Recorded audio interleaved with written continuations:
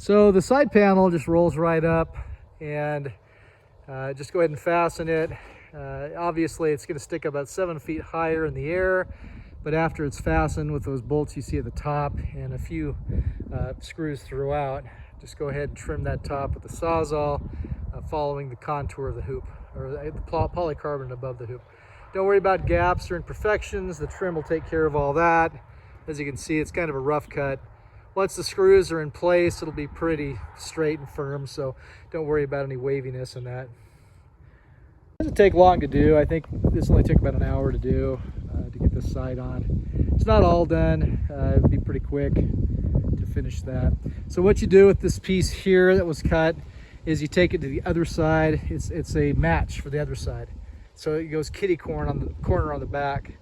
And this piece here, this little corner piece, you just take off the top there. So you had a little bit off the top. That's where we put it there. So all the scrap pieces work out pretty good.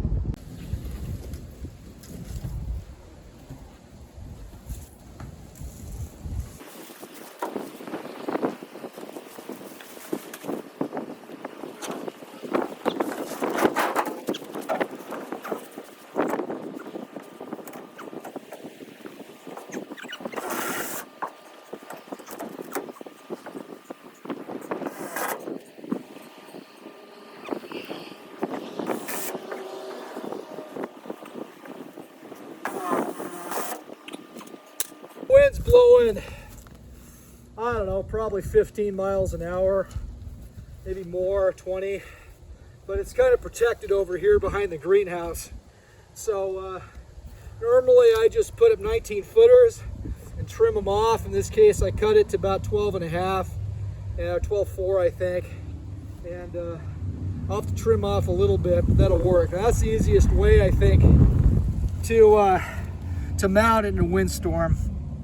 If it was any more than this, it'd be quite a challenge to put it up. But you can do it by yourself, I guess, is what I'm getting at.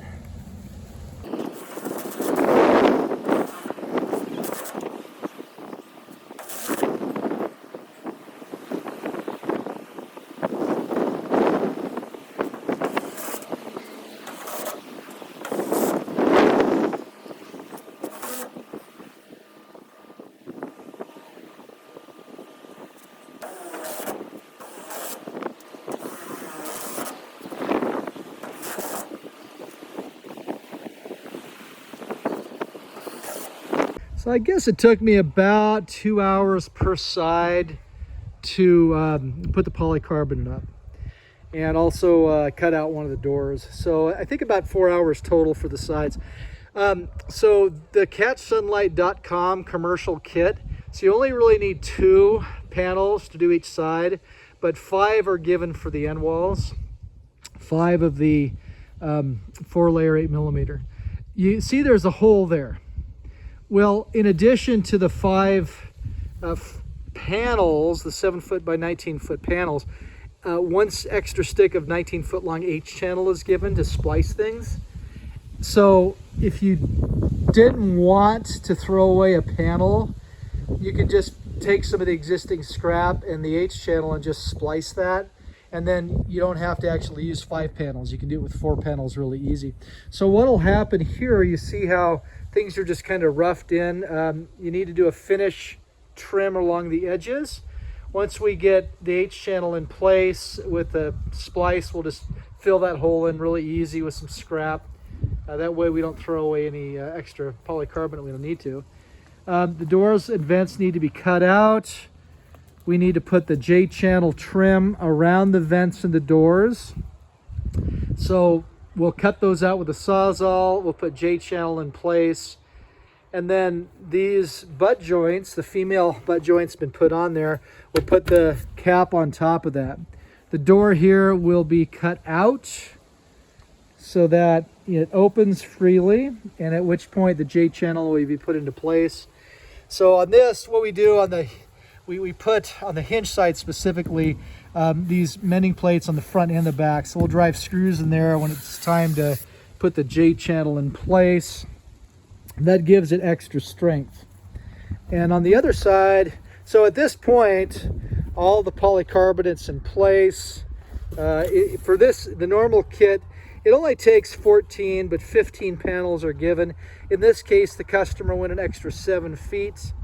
So there's 6 panels per side instead of 5 panels per side. And this side was trimmed a little bit better.